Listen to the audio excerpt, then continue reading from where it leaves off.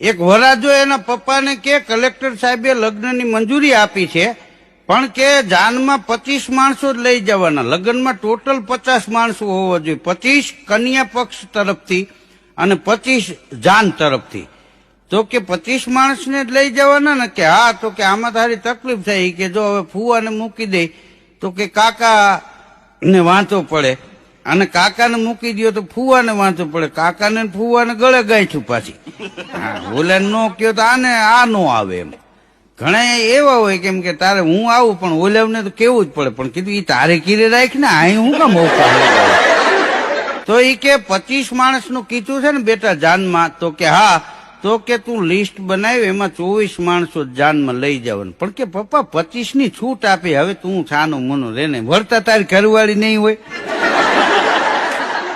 અહીંથી 25 લઈ જાવ તો એકને ત્યાં જમા મૂકવો પડશે ને ઈ બિચારો પછી શેમાં આવે ઈ કે ત્યાંથી.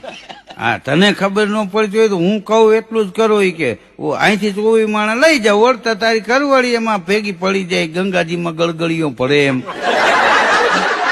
પછી